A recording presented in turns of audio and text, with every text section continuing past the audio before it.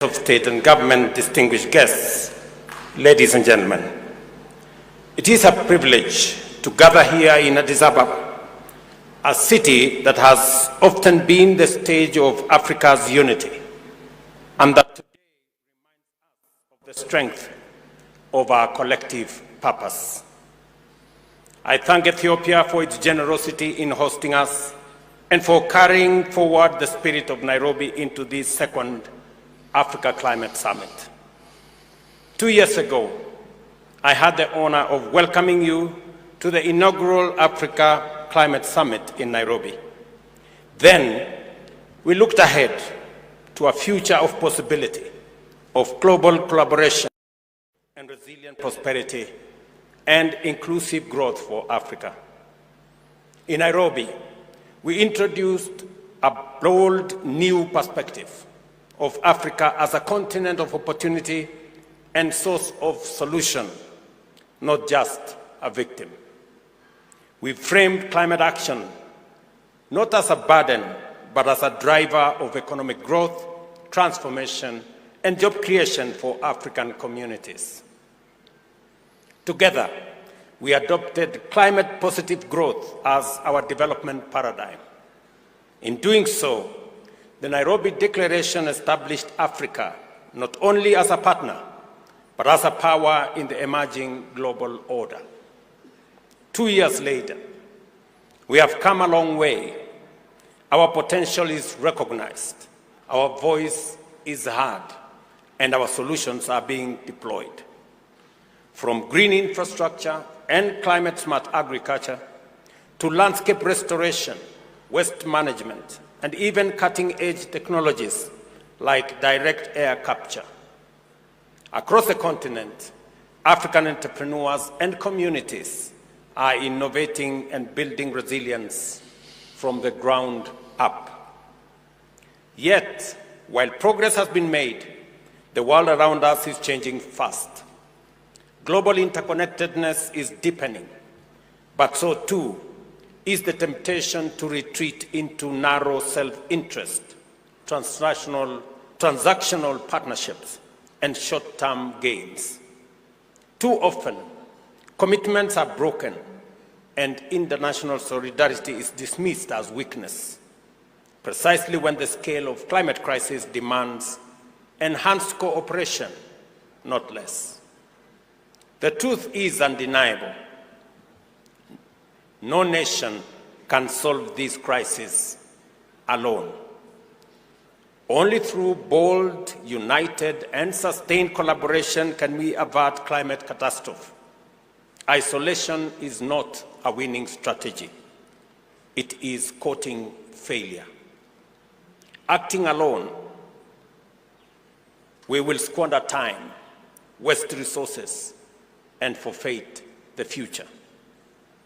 These realities compel us to remain steadfast in building a modern, green, and inclusive industrial base here at home to secure Africa's rightful place in the global economy and to foster the solidarity needed to confront climate change. Ethiopia, as a host of this summit, has rightly placed the emphasis on implementation and finance, moving from vision to action. Realizing our vision of climate-positive growth requires action on two fronts. Africa must exercise its agency decisively, urgently, and coherently. And the international system must dismantle the structural barriers that continue to hold the continent back. Both demand deeper collaboration. Africa is already stepping up. Nationally, regionally, and internationally, we are putting in place policies that attract investment, reward innovation, and ensure fair value for our resources. Increasingly, we present a united African voice in global discussions. We are also bridging previously siloed debates, including linking debt, fiscal space, nature, and climate to craft systemic and coordinated solutions. We have strengthened our institutions and regional mechanisms, from the Alliance of African Multilateral Financial Institutions, and I see TDB, Afri-Exim, and other African institutions in our midst, while also enhancing the place for African Credit Rating Agency, and also advancing ACFTA through the Africa Green Industrialization Initiative. By linking this initiative with the accelerated partnership of renewables in Africa, we ensure that investment drives progress in both energy and industry. The twin engines of our modern Africa economy built on abundant clean power. Still more, ladies and gentlemen, must be done, including deepening fiscal discipline, accelerating trade integration, mobilizing African institutions' capital, investing in knowledge, and improving governance. These are the foundations of resilience. The Nairobi Declaration is a political compact. Africa must lead in advancing this agenda, while international players have the responsibility and the self-interest to support it. Success will depend on both sides.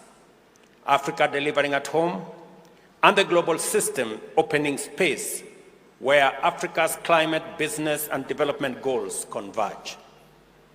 This requires lowering the cost of capital through reforms at the global financial institutions, expanding concessional flows, mobilizing private investments at scale, integrating climate into lending, and tackling currency and debt risks.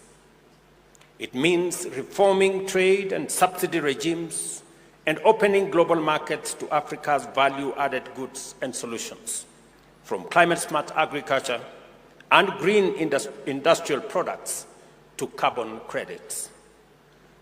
Yet today, climate action risks being sidelined as national security and short-term interests drive transactional approaches to trade and investment. Development assistance is shrinking. While this strengthens our resolve to design, finance, and drive our own future, it also reflects a world where too many assume that for some to win, others must lose. It has never been more urgent for Africa to stand together and demonstrate that collaboration delivers prosperity and peace for all of us. Our economies, our weather systems, and our very survival are interconnected.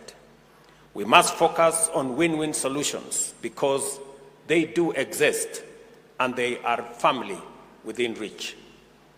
That is why we are here, to celebrate our achievements since the first Africa Climate Summit in Nairobi, confront challenges with unity, hold ourselves accountable, and inspire one another to greater action. We captured that spirit in the report we released today. We called it, and I quote, Africa's Journey of Climate Action and Partnership, to reflect that our climate summits are not events, but part of a journey towards a climate-safe future, a destination that is certain, but only if we journey together. There are copies of this summation available in this summit. This journey, ladies and gentlemen, also includes our global partners, who must be held accountable not only to us, but to the future of humanity.